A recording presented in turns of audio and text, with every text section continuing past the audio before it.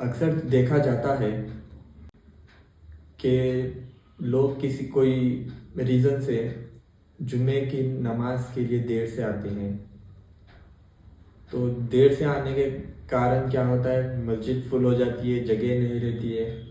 تو اگر کسی کو آگے کچھ جگہ دکھ جاتی ہے تو لوگ کیا کرتے ہیں، لوگوں کی گردنیں پھلان کے جاتے ہیں، انہیں انگلتے ہوئے آگے بڑھنے کی کوشش کرتے ہیں.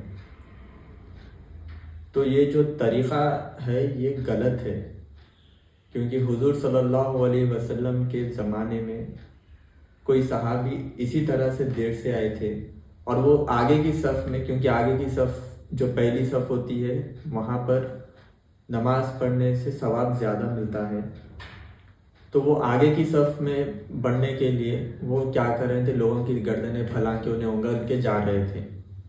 تو اسی وقت حضور صلی اللہ علیہ وسلم نے جب یہ دیکھا تو حضور صلی اللہ علیہ وسلم نے فرمایا بیٹھ جاؤ، تم اسے تکلیف دے رہے ہو.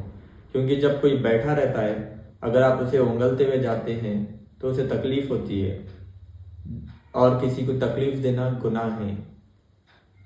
تو اس سے ہمیں بچنا چاہیے. اور اسی کے ساتھ اگر ہم نماز کے لیے اگر جلدی چلے جاتے ہیں جمعے کی نماز کے لیے، تو ہمیں یہ خیال رکھنا چاہیے کہ کوئی لوگ دیر سے بھی آتے ہیں تو ہمیں اگر آگے جگہ رہتی ہے تو پہلے آگے کی صفوں کو پورا کرنا چاہیے، اس کے بعد آگے کی صفوں پورے کرتے ہوئے پیچھے آنا چاہیے. کیونکہ اکثر دیکھا جاتا ہے کہ آگے کی صف مکمل ہوتی نہیں ہے، لوگ بیچ میں سے بیٹھ جاتے ہیں.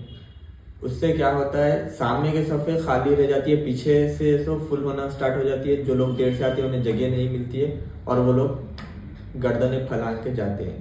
تو اس سے ہمیں بچنا چاہیے. ہمیں کیا کرنا چاہیے، اگر ہم جلدی جاتے ہیں تو ہم آگے کی صفوں کو پہلے مکمل کر کے بیٹھ جائیں تاکہ دوسروں کو آسانی ہو جائے. اور اگر ہم دیر سے آتے ہیں تو ہمیں جہاں جگہ ملتی ہے وہاں بیٹھ جائے، یا اگر بیٹھنے کی جگہ نہیں ہے تو کھڑے ہو جائے.